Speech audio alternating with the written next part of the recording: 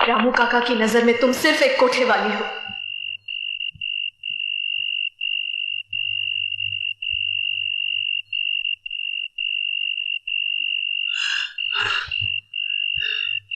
अब ये लोग तुम्हें परेशान नहीं करेंगे, जाओ सीधे अपने घर जाओ।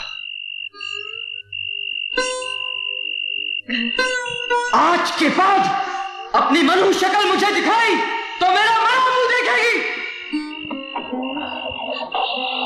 नहीं, रुक जाइए। नहीं नहीं, देखिए मुझे यूं अकेले छोड़कर मत जाइए। मेरा कोई घर नहीं है, इस दुनिया में मेरा कोई नहीं है। मैं कहाँ जाऊंगी, मैं कहाँ जाऊंगी? भगवान के लिए मुझ पर दया कीजिए, मुझे यूं छोड़कर मत जाइए। मुझे अकेले मत छोड़िए।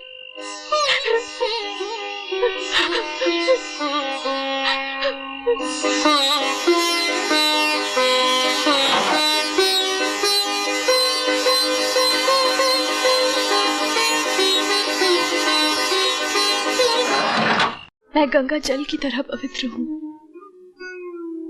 मगर कोई लड़की एक बार कोठे पर पहुंच जाए तो उसके माथे पर बदनामी का ऐसा धब्बा लग जाता है, उसे गंगा का पवित्र जल भी नहीं धो सकता। किस्मत की ऐसी मारी लड़की को माँ बाप भाई बहन सगे संबंधी कोई नहीं अपनाते, बल्कि ये कहकर ठुकरा देते हैं कि अपनी मनु सूरत दिखाने से पहले तुम कहीं डूब कर मर क्यों ना गई।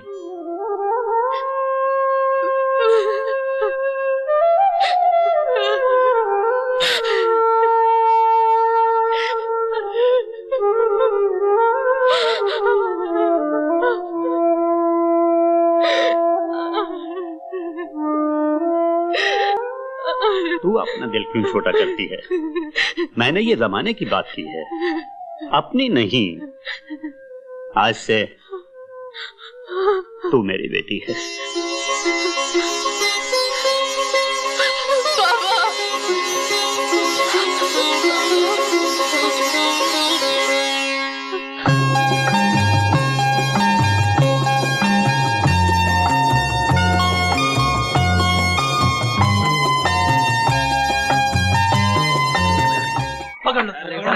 अबे साले दिखता नहीं, अंधा होके गाड़ी चलाता है। अबे गरीब की जिंदगी की कोई कीमत नहीं है।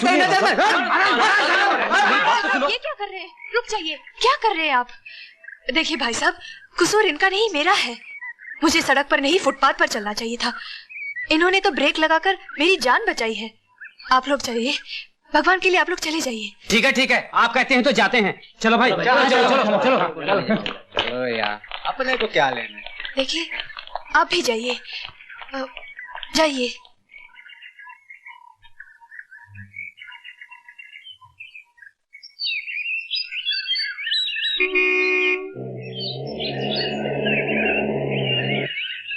नमस्ते अमर बाप। कैसे हो रामू काका? आपकी दुआ है छोटे सरकार।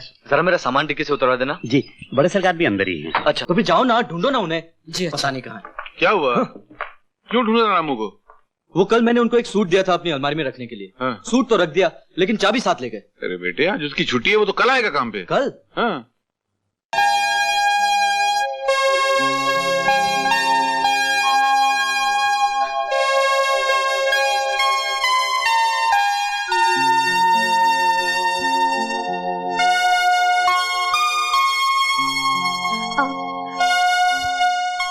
आप बाहर जाइए। सॉरी। माफ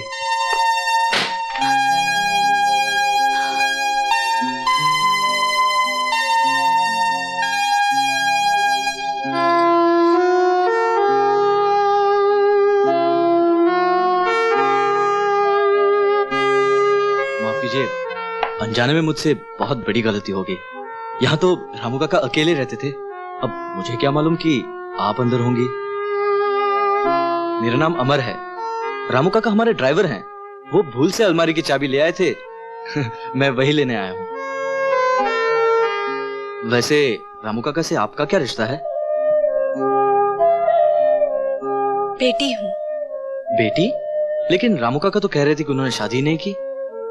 मैं उनकी मुंह बोली बेटी हूँ। चलो अच्छा हुआ कि आपसे फिर मुलाकात होगी। उस दिन आपने मुझे भीड़ से बचाया था, उसका मैं आपको शुक्रिया भी अदा न कर सका। अरे ये क्या? क्या हुआ? मिल गई। क्या? चाबी। मगर आप खड़े क्यों हैं? बैठिए ना, थोड़ी देर इंतजार कीजिए, कुछ ही देर में बाबा मंदिर से लौटते होंगे। देखिए, जिस चीज की मुझे तलाश थी वो मिल गई, अब इंतजार करना मुश्किल है। चलता हूं।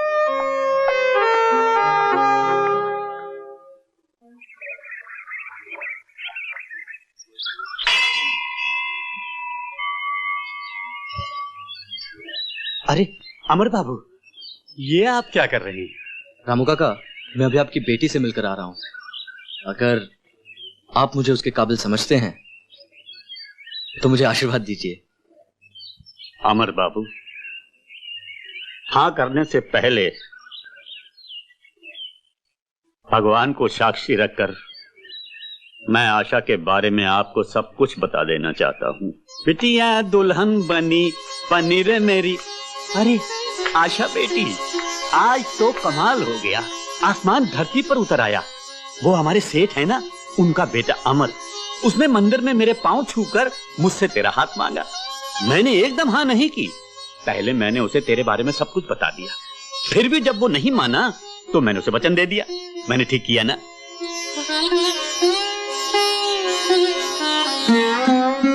बाबा, बाबा मैं शादी नहीं करूंगी। क्या क्या कहा? शादी नहीं करेगी? तो क्या सारी उम्र तुम्हारी बैठी रहेगी? देख, मैंने मंदिर में हाँ कही है, अब तूने इनकार किया तो मैं अनजल त्याग दूंगा। बाबा,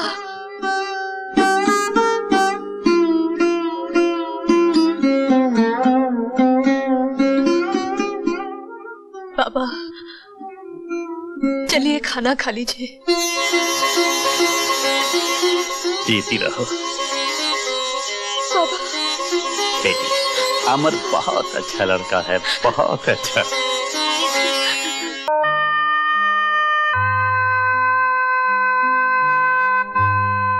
आज इस पावन त्योहार के मौके पर मेरा भैया सब कुछ भुलाकर मुझे माफ कर देगा। राखी के ये कच्चे धागे मेरे भैया के खोए हुए प्यार को फिर से लौटा देंगे। हाँ, मैं भैया के पास जाऊंगी।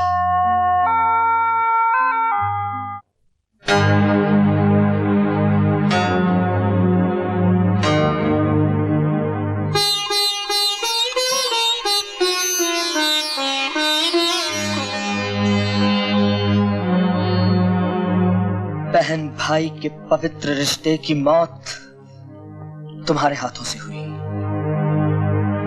लेकिन उसकी चिता मैं जला रहा हूं। मैं अपने हाथों से उन यादों को राख कर दूंगा जिनका ताल्लुक तुमसे है। अगर मेरी आंखें तुम्हें देखना चाहेंगी तो मैं इन आंखों को फोड़ दूंगा। अगर मेरा दिल तुमसे मिलने के लिए तड़प उठे तो मैं इस दिल को अपने जिस्म से अलग निकाल कर फेंक दूंगा। मैं मर जाऊंगा दीदी, लेकिन तुम्हारी सूरत कभी नहीं देखूंगा, कभी नहीं देखूंगा, कभी नहीं देखूंगा, कभी नहीं देखूंगा, कभी नहीं देखूंगा।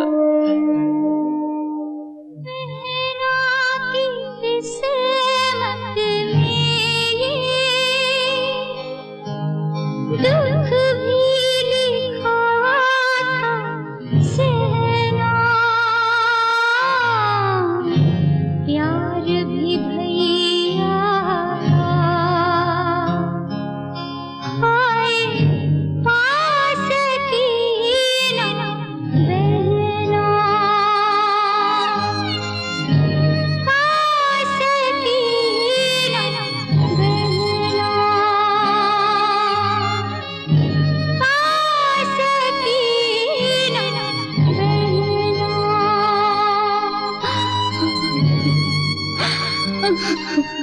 लो भाई, अब तो नाचने गाने वाली भी मोहल्ले में आने लग गई है। अब तो मुजरा होगा, शरीफ लोगों का मोहल्ले में रहना मुश्किल हो जाएगा। अरे इस बेशरम को क्या फर्क पड़ने वाला? हमारी बहू बेटियों पे जो असर पड़ेगा उसका क्या होगा? आज ये आई है, कल इसके ग्राहक आने लगेंगे, अच्छा खासा मोहल्ला बाजार बन जाएगा। बिल्कुल सही कह रहे हो भाई, सही कह रहे हैं। हाँ भाई, बिल्कुल ठीक है। अरे तो देखते क्या हो, उसके भाई को उठाकर बाहर फेंको, न वो यहाँ रहेगा न वो वेश्या यहाँ आएगी। ए छोकरे, तुझे शरीफ समझकर इस मोहल्ले में रहने दिया। अगर यहाँ रहना चाहता है तो अपनी बहन से कह दे वो यहाँ ना आया करे, वरना उठाकर बाहर फेंक देंगे। तो इस बेगैरत को क्या फर्क पड़ेगा? जाएगा अपनी बहन के पास, वो करेगी मुजरा, ये बजाएगा तबला। बिल्कुल ठीक कहा।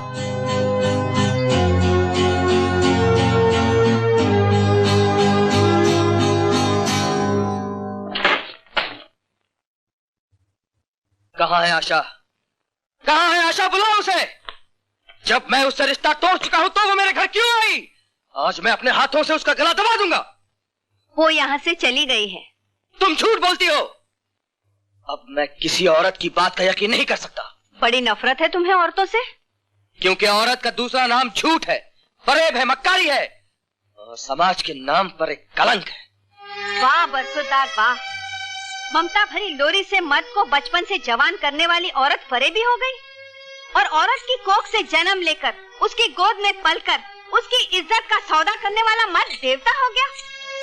मैं तुमसे पूछती हूँ, औरत को नंगा कौन नचाता है? मर्द। उसे बाजार में नीलाम कौन करता है?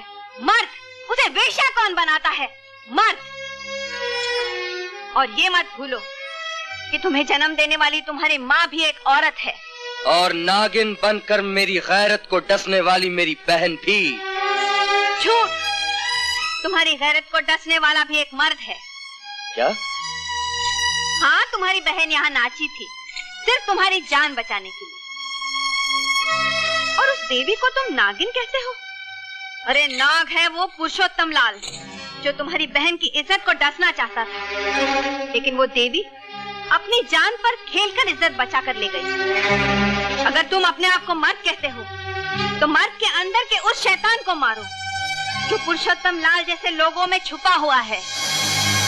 पुरुषोत्तम लाल! भाइयों, मुझे माफ कर दीजिए। आशा को मैंने ही उठवाया था। उस देवी को कोठे पर पहुंचाने का पाप मैंने ही किया था। वो निर्दोष है, पापी मैं हूँ। मुझे माफ कर दीजिए, मुझे माफ कर दीजिए। अनु, मेरे यार इतना सब कुछ हो गया और तूने मुझे कुछ बताया तक नहीं। कसूर सारा मेरा है भाई साहब। मैं अपने कबीले भाई की बातों में आ गई। उसने इनका विश्वास प्राप्त करके इनकी सारी चीजों पर कब्जा कर लिया, और एक दिन जब इन्हें मालूम हुआ तो लक्ष्मी!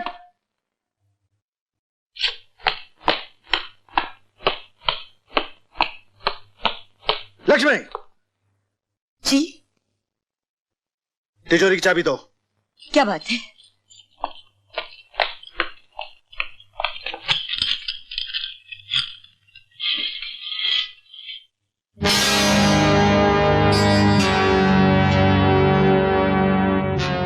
लक्ष्मी, इस तिजोरी में से रुपए और जेवरात कहाँ गए? मैं क्या जानूं? रघु कहाँ है? अपने कमरे में होगा।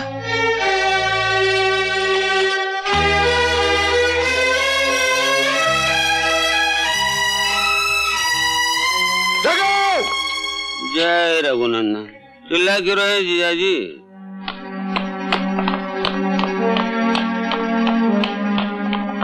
रघु, यह सब क्या है? बताता हूँ, सब बताता हूँ। 30 लाख रुपए जो है मिल के लिए कर्जा लिया है, और मजदूरों की तनख्वाह के लिए 5 लाख बैंक से ओढ़ी ली है। तिजोरी के जेवर और कैश मैंने बुरे वक्त के लिए संभाल कर रखे। बेशरम, चोर भी अपने मोहल्ले में चोरी नहीं करता, और तूने अपनी ही बहन के घर में डाका डाला। नहीं लक्ष्मी, ये मौका इस कमीने को कोसने का नहीं, मिल की इज्जत को बचाने का है। मैं इस बंगले को गिरवी रखकर सारे कर्जे चुका दूंगा। नहीं जीजाजी, आप इस बंगले को गिरवी नहीं रख सकते। अपने भविष्य के लिए मैंने इस बंगले को अपने नाम करवा दिया। कमीने, मैं तेरा खून पी जाऊंगा। जाने दीजिए, जाने दीजिए ना। छोड़ दीजिए इसे। ठीक नहीं हुआ जी। दीदी छोड़ दीजिए।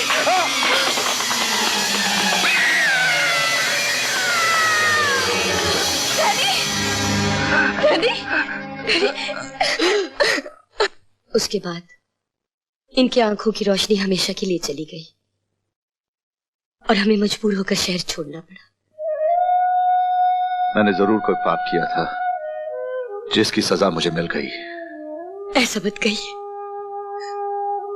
आपकी आंखों की रोशनी चली जाने की जिम्मेदार मैं हूं। पाप मैंने किया और सजा आपको भुगतनी पड़ी। पाप? हाँ,